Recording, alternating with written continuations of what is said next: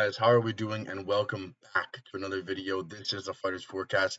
It is your boy Tennant speaking right now, and we are here to break down UFC Seattle headlining Israel Adesanya and Joe Body Bags Pyfer.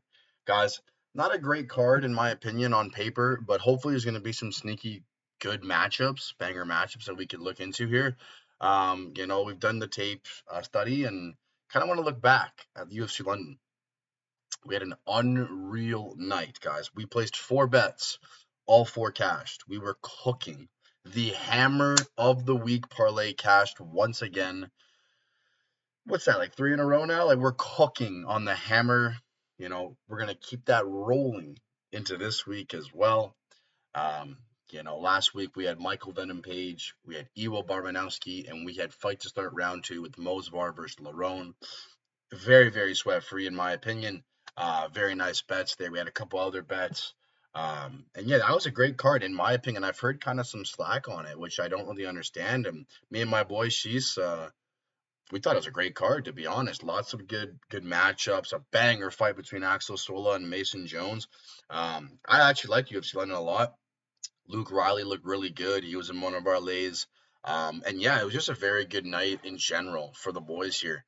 And we're going to keep riding that wave into this card here. So without further ado, we're going to break down this card from bottom to top like we always do. And so sit back, relax, get your pen and paper, and get writing down some important notes I'm about to say. First fight, we got Ricky Simone against Adrian Yanez. Ricky Simone is a come-forward grappler. Ricky Simone has absolutely nasty submissions, but he also has great takedowns in wrestling, and he plays position over submission most of the time. But he does have a tight guillotine. You can ask Marab about that one. Put Marab out early in his UFC career. Ricky Simone has great cardio as well, so he is able to just absolutely go after you, take you down, rinse and repeat, take you down, rinse and repeat, take you down. And a guy like Adrian Yanez here, who he's fighting, who's a boxer, a very good boxer, I might add, in the 135 division. He has great angles. He has great combinations. But Adrian Yanez lacks the wrestling and the takedown defense, in my opinion, for this matchup. I believe Ricky Simone has the better cardio as well here. So normally, guys, I like to favor wrestlers because they can take the fight wherever they'd like. And in my opinion, Ricky Simone can take this fight wherever he likes. He's not the better stand-up fighter here. He needs to take him down, and he needs to submit him. He needs to position over submission him. And I believe he can because Ricky Simone has great cardio. Adrian Yanez doesn't have great takedown defense, so I think he takes him down. He gets a submission or a decision win here. So give me Ricky Simone in that matchup. Next fight, we got Navajo Sterling against Bruno Lopez. Guys, I like Navajo Sterling. I realize he has not had a UFC finish yet, but it is coming, and it is going to come in this matchup. Navajo Sterling is extremely clean on the feet. He is a kickboxer. He is from City Kickboxing, a very, very good background in kickboxing, trains with Izzy out there in New Zealand. City Kickboxing, we know what they are. They are working on the takedown defense as well. And that is the one thing that scares me here in this matchup with Navajo Sterling. But they have shown, City Kickboxing, that they've been working on takedown defense. And Bruno Lopez, he's mediocre. He's not fast. He's not that powerful. He's got okay wrestling entries. He's just an okay fighter, Bruno Lopez here. And in my opinion, you're not going to beat a prospect like Navajo Sterling in this matchup. He's the way better kickboxer, way better striker on the feet. I think the grappling's close, but Bruno Lopez is the bigger dude, so he can hold him against the cage and kind of just, knee him in the clinch or elbow him in the clinch. But in my opinion, Navajo Sterling's going to be circling. He's going to dig his underhooks to try and stuff the takedowns. And I believe he gets a finish here. I think it's a round 2 knockout over Bruno Lopez. The finish is coming. Give me Navajo Sterling in this matchup.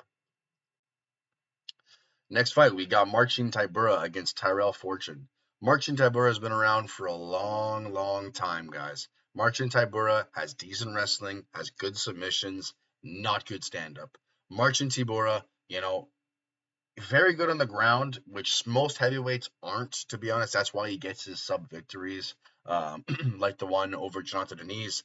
Was that a sub or a ground and pound? I know he just took him down and laid on him and hit him, and Yeah, you just, Jonathan Nunez has no grappling at all. You just took him down. Problem here is Tyrell Fortune is the full package, in my opinion. This is a UFC debut. Tyrell Fortune, in my opinion, is classified as a wrestler.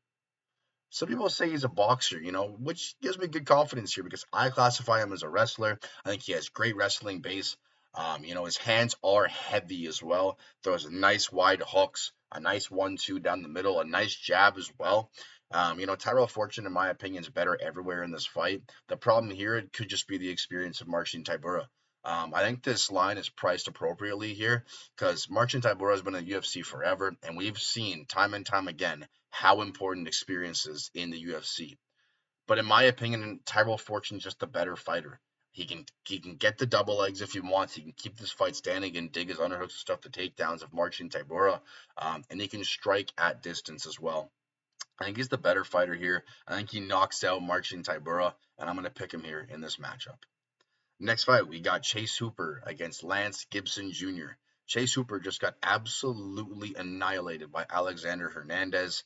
A huge right hand, put him straight out. Chase Hooper looks like a gooner. He's a nerd looking motherfucker, but the guy is good. He is kind of a BJJ nerd, especially after that last performance. I don't know what the heck that was. He looked horrible in that fight. Striking was terrible. Didn't really shoot for takedowns on Alexander Hernandez. Just looked horrible. So I'm kind of, I'm kind of shocked about the number here, minus 250 of Chase Hooper. Lance Gibson had an okay performance, and it was against Bobby Green. It's a really hard debut, in my opinion. Chase Hooper striking is nowhere near, and Lance Gibson has good wrestling here. You know, I think this fight's extremely close. I think it should be minus 130 and plus 110 for Chase Hooper. In my opinion, I think Chase Hooper can threaten the subs in this matchup. I think he has the better cardio as well. But I would not be surprised if Lance Gibson Jr. wins this fight.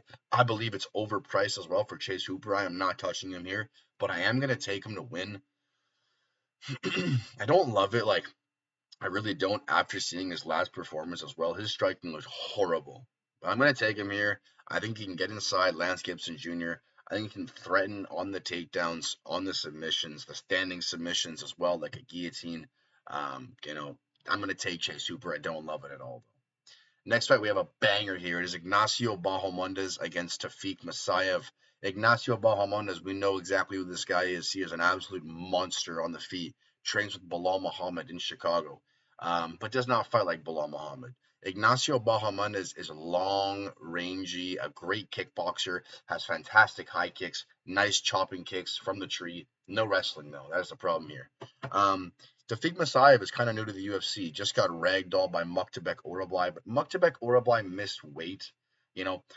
I still believe Muktabek Orablai was in the exact same thing, but you take it with a little bit of grain of salt, in my opinion here. Tafik Masayev is also a nasty striker, but he has a little bit of wrestling here. So I'm kind of curious, is Masayev going to engage in the wrestling after getting dog walked by Muktabek Orablai, or is this going to be a striker's delight? In my opinion, I believe both guys think they're the better striker. And in a striking-only matchup, I'm taking Ignacio Bahamondes 5 out of 5 times. This guy is much better in the boxing, in the kicking range. I think he's going to chop the tree of Tafik Masayev. I think he can absolutely land on him with a 1-2 combo down the pipe. Uppercuts are there against Tafik Masayev, especially when he dips his head to the right side. I like Ignacio Bahamondes in this matchup at minus 250. Next fight, we got Terrence McKinney against Kyle the Monster Nelson. We know who Terrence McKinney is. This dude is round one or bust. Terrence McKinney looks like a world beater in the first round. He is there to take your head off. He has incredible power, incredible wrestling and submissions. He looks unreal. But if he gets outside that first round, a guy like Kyle Nelson will take over here. Kyle Nelson has the cardio, has the tools to be a well-rounded mixed martial artist, and has the cardio here to try and tire out Terrence McKinney. If he gets out of the first round. In my opinion, he doesn't get out of the first round. I think Terrence McKinney lights this dude up in the first round. He wins by finish here. It's just what Terrence McKinney does. You look at his fights, it never goes the distance. An under 1.5 play would be cool here. I wouldn't be mad at you because either Terrence McKinney finishes the guy or he gets finished in the second round. So Terrence McKinney, in my opinion here, he is the better fighter. He's got the better striking, the better wrestling. And in that first round, he is going to look like a killer. So give me Terrence McKinney by knockout in the first round. Next fight, we got Mansour Abdul Malik versus Yusri Belgori. Mansour Abdul, sorry, Mansour Abdul Malik is Christos' hype train. That's the guy he picks when he beat what's the guy, spinny guy, Wes Schultz on the Dana White Contender Series. I like Mansour Abdul Malik as well, but I don't believe he's the future in my opinion. I think the guy's been gifted competition. He's been minus 700, minus 800 favorites in his fights.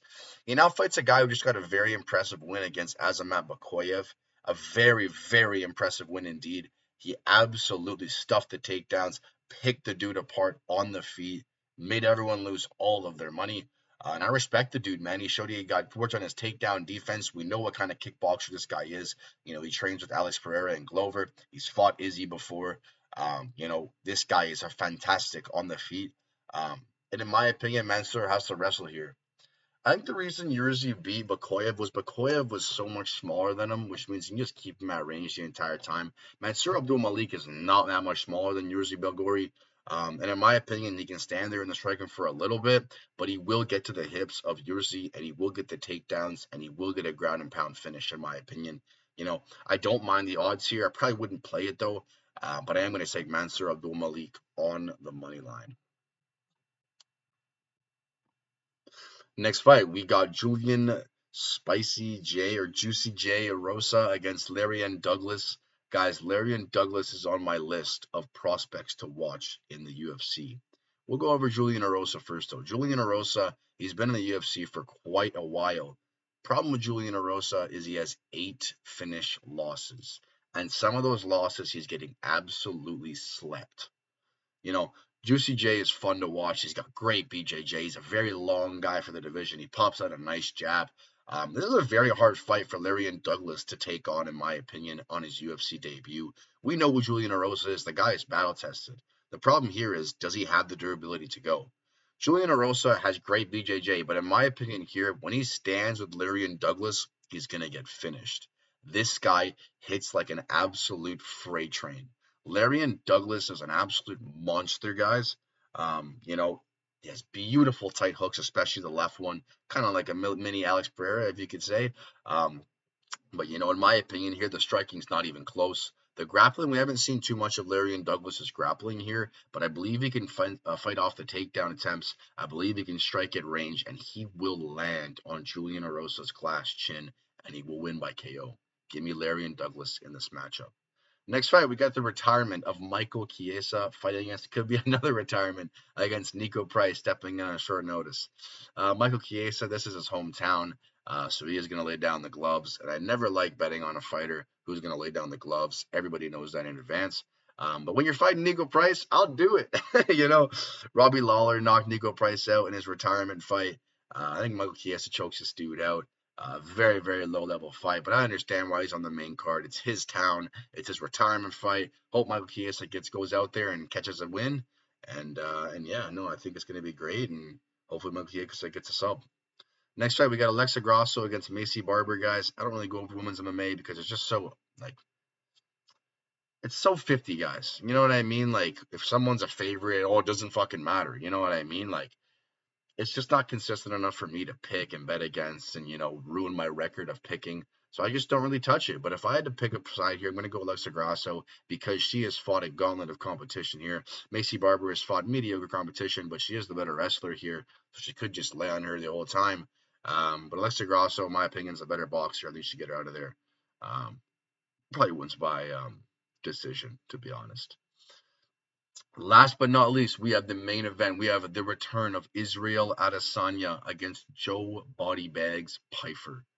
Israel Adesanya, if you've watched MMA, you know this dude is, but I'm going to break him down. He is a kickboxer. He has fought Alex Pereira multiple times. He has a win over Alex Pereira, a KO victory. Israel Adesanya is one of the best kickboxers I've ever watched, but I'm not really an Israel Adesanya lover, though. I don't love the guy. I don't love watching him. I don't think he's that exciting. I've gotten some heat on that in the past, so if you disagree with that take, that's cool. But, I watched him versus Cannonier. It was one of my first fights watching him, and it was awful. You know what I mean? So, I kind of just have that bad taste in my mouth, you could say. But he is a very pretty striker here in this matchup. Wrestling is mediocre, but he has fantastic distance management. He pumps out his 1-2 jab, loves to chop the tree, throw that body kick as well. He can switch stances as well. And he's fighting a guy in Joe Pyfer who, in my opinion, has some of the biggest power in the division here. Joe Pyfer hits like a monster truck. We've made lots of money off this guy in the past. We saw some holes in his game though, like against Jack Hermanson. That guy had 1 or 2 rounds of cardio and absolutely faded. Jack Hermanson took this dude to school. He completely beat him in those last 3 rounds. Wasn't even close. But I do like to see the toughness of Joe Pyfer because many guys there would give up after getting beaten on like that for 3 rounds straight. He comes back, he beats Kevin Gastelum. Who cares? Really, Kevin Gastelum's a fat pig. You know what I mean? No one cares about that dude anymore. You can get cut from the UFC. Um, you know, in my opinion, here Joe Pyfer has to wrestle to get a victory. He has to wrestle, and I don't know if he will. I really don't know. Israel Adesanya is the much better striker in this matchup. Joe Pyfer loves to fall in love with his hands, with his power, and in my opinion, I don't think it's there. I don't believe Joe Pyfer can win this fight on the feet at all. I believe Izzy circles. He's got great footwork. He can stuff the takedowns early of Joe Pyfer. And if Israel Adesanya survives that first or second round of Joe Pyfer, he is going to pick this dude apart and could be live for a later finish, guys. You know, I think it's an incredible matchup. I think it makes sense. I've heard a lot of things. Oh, it doesn't make any sense. Izzy has lost 4 of the last 5 fights. Okay, he deserves to fight down in the rankings, and he deserves to get a guy like Joe Pyfer. This is a showcase fight, in my opinion, for Israel Adesanya to get him back on track. I think he knocks him out in round 3 or 4. Those are my predictions, guys. You will see a hammer of the week very shortly. I promise you that. But if you've learned something, guys, you have something written down in your notes that I've said, you could always comment. You could always message me on Instagram at Fighters Forecast or at Matthew.Tennant. Um, you know, I'm here to answer your questions, guys. We smashed last week. Hopefully, we smash again. And I'll see you guys in the Hammer of the Week. Peace.